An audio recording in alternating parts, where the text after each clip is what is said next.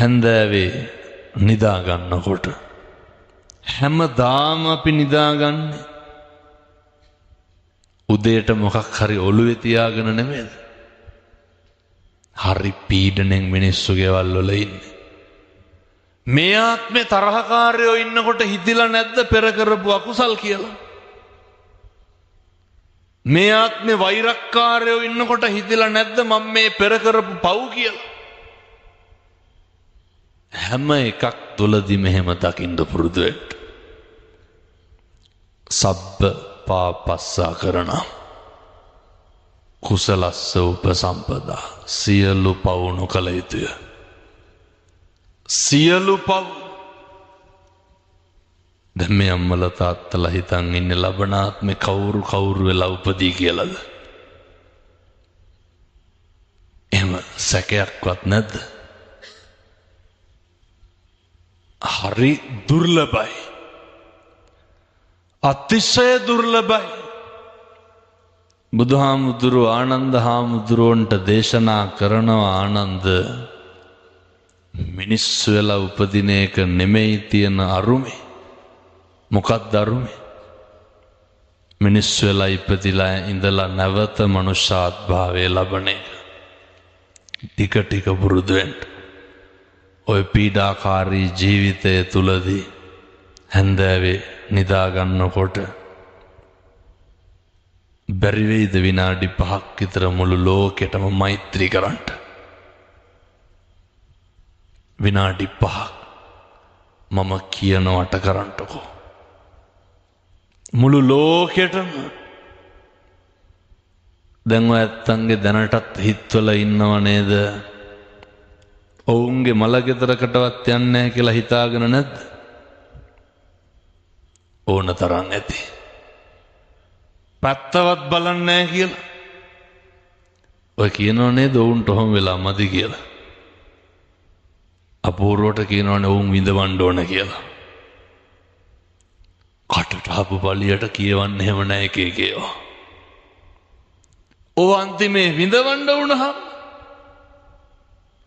අර කියපු අපිද විඳවන්න ඕන ඒවාට හේතු වෙච්ච මිනිස්සුද විඳවන්න ඕන?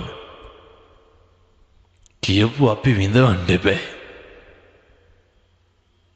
ඒ නිසා පින්වත්නි හෙට ඉඳන් මම මේ තරුණ දූ දරුවන්ට කියන්නේ සංසාරේ මට කවදාවත් වෛරක්කාරයෝ හම්බෙන්න එපා කියලා ප්‍රාර්ථනා කරන්න. අද ඉඳන් පතන්නකෝ. මේක ටික ටික හරි ඉවර කරගන්න එපා. මේක වැඩි කරගන්න ඕන අඩු කරගන්න ඕන. මේක ගෙවා ගන්න ඕන. අපි මොකද කරන්නේ? කනවා කියාගත්ත වෙලේ ඉන්නේ හැම වෙලේම. බත්මාළු පිණි නෙමෙයි. තරහකාරයෝ. මරියම් කියලා කියාගත්ත ගමන්ම නේ. අපූර්වට කියනවනේ තොපේ දරුවෙකුටවත් හරියන්න එපා කියලා. මේ පැතිවල නම් එහෙම කියන්නේ නැති වෙයි සමහරට. බොහෝ පැතිවල දෙස් දෙවල් දෙනවා. මිනිස්සු කොහොමද අනේකගේ විපත පතන්නේ? හෙට ඉඳන් එහෙම කියන්න එපා. හතුරෙකුටවත් දොස් කියන්න එපා. මොකද අපි බෞද්ධයෝ. අපේ හිතේ තියෙන්න ඕන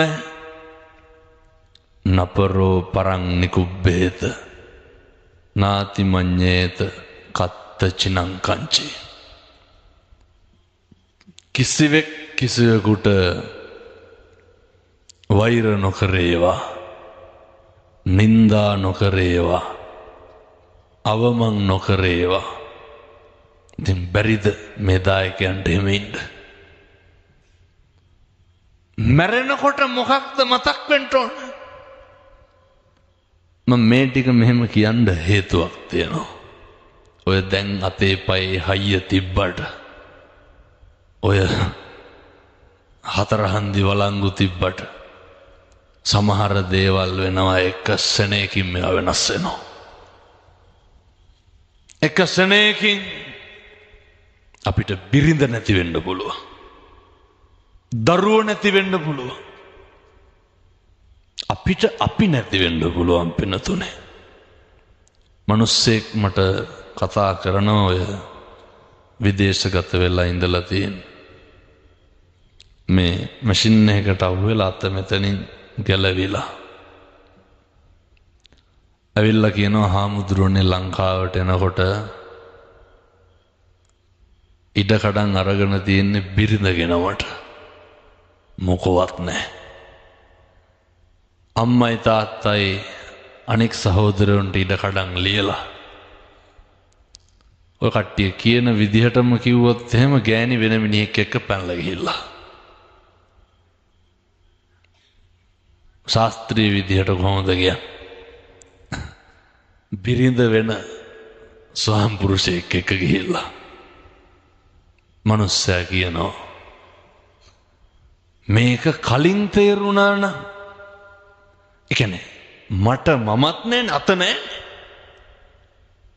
මනුස්සයා කිව්වා මට මමත් නැතිකොට අනිත් ඒවා නැති එක අහන්න දෙයක් දහමදුරෝනේ කියලා.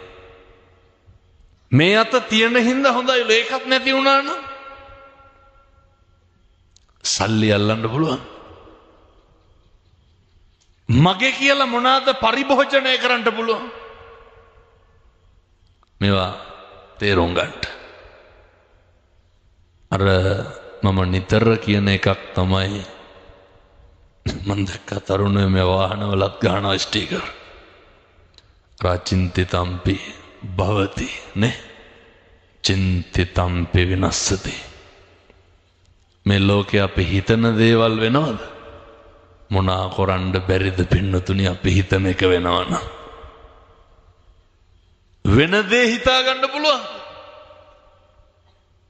හිතන දේ වෙන්නෙත් නැහැ. වෙන දේ හිතා ගන්නත් බෑ. ඒ හින්දා තමයි අදාද එයි මරු පින් කරගන්නේ කුමටද කුසලට එක වචනකින්වත් සංසාරේ දිග්ගස ගන්න එපා. අල්පනත්තකින්වත් අනෙකට රිදවන්න එපා. අනෙක පීඩාවට ලක් කරන්න එපා. වැරදි 1000ක් ඇති. අපි කවුද වෙන්න ඕන? අපි නිවැරදිකාරයෝ වෙන්න ඕන. මම දැන් වඩිනවා හෙට අනිද්දා මාතර බන්ධනාගාරයට. ඒ සියලු දෙනාගෙන් ඇහුවොත් එහෙම එතන කිසි කෙනෙක් නැහැ අපි හින්දා මිනිහ මරපු. එතන කිසි කෙනෙක් නැහැ අපි හින්දා එන කොටාගත්තු. මිනිස්සු හැම වෙලේම කුලප්පු වෙන්නේ අනුන්ගේ දේවල් වලට. කුණුහරප කියලා බනින එක කාගේ වැඩක්ද? කියමු බලන්න. අපේ වැඩක්ද අනුන්ගේ වැඩක්ද? ඒක අනුන්ගේ වැඩක්. මේක නිවටකම නෙමෙයි. ජීවිතේ ඉවසන්න පුරුදු වෙන්න. හේතුව දවසක් එනවා දැන් මේ අම්මලා තාත්තලා කැමතිද ඔය ඉඳගෙන ඉන්න තැන්වල කෙල ගහන්න කැමතිද? කැමති නෑ. දැකලා තියෙනවද අර ඇඳ ගාව බකට් එකක් තියාගෙන කාරලා කෙල ගහනවා. ඕක අපිට වෙන්නේ නැද්ද? ඔකට වයසක් තියෙනවා. යමු බලන්න මහරගම පිළිකාරෝහල පැත්තේ. හොඳ සල්ලිකාර දරුවෝ ඉන්නවා. හොඳ සල්ලිකාර මිනිස්සු ඉන්නවා. පෞගිය දවස්වල මහත්තයෙක් එනවා කොළඹ. ඔය කම්පැනි එක අයිතිකාරයෙක්. කැන්සර් එකක් හැදිලා. සල්ලි වලින් මොකක් හරි කරන්න පුළුවන් නම් ඕන එකක් කොට්ටුයි. කිසි දෙයක් කරන්න බෑ. කිසි දෙයක් කරන්න බෑ. මිනිස්සු මල මුත්‍රා වලට කොච්චර පිළිකුල් කරනවද? ඒක හරිය අපිරියයි. ඔය මම අර කිව්ව අවුරුදු 28ක් 30ක් විතර ඇති කොල්ලට. හොඳ දෙහදාරී ලස්සන තරුණේ. දැකලා තියෙනවද ඇක්සිඩන්ට් වෙලා මොලකටු කැඩිලා ගිහිල්ලා බට ගහලා ඉන්නවා. කවුද දන්නේ අපිට මොකක් වෙයිද කියලා. ඉන්නකොට අර එකපාරම ගුදමාර්ගි පිළිකාවක් ඇවිල්ලා. මම යනකොට අර බඩට බටයක් දාලා අර පැකට් එකක් එල්ලලා තියෙනවනේ මල පහයන්ට. ඒ පැකට් එක එල්ලගෙන පිගානතේ තියාගෙන බත් කනවා. කියමු බලන්න. පිරිමහන්න තියෙන වෛරය මොකද්ද? මොකද්ද පිරිමහන්න තියෙන වෛරය ඇටි? අනෙකෙක් බැනගෙන අඬ දබර වෙලා කුණු හරප කියලා තාතෝ කියලා මොකක්ද බේරගන්න තියෙන එදිරිවාදිකම? දුක් විඳලා මැරෙන්න බලාගෙන ඉන්න අපි මාස ගණන් ලෙඩ ඇඳේ නොනායින්ද වෙන්නත් නොනායින්ට වෙනවා. මෙහෙම වෙන්න තියෙන අවුරුදු 7-800 ජීවත් වෙනවා නම් ගැටලුවක් නෑ. මේකේ මරාගෙන නෙමෙයි මේකේ තම්බගෙන කෑවත් මට කමන්නේ. අපි මැරෙනවනේ පින්නතුනේ. ලැජ්ජ නැතුව කියනවනේ මැරෙන්න බය නෑ කියලා. කොටයක් අල්ලන්න ඕන නහයට බලන්න. අයින් කරගන්න එපාද කියලා කියනවා බලන්න. ඔය කිව්වට මතකද අර යහපන් ආණ්ඩුවෙන් පාකිස්තානෙන් එල්ලුම් ගහට කඹයක් ඕඩර් කරා. බන්තනාගාර මාධ්‍ය ප්‍රකාශක කියනවා වාට්ටු හොදන්න උනාලු. ඇයි? බඩේලී ගියා සේරටම. කවුද මැරෙන්න බය නැති වෙන්නතනේ? ඔය මොන කෙරුමත් මරණයට බයයි.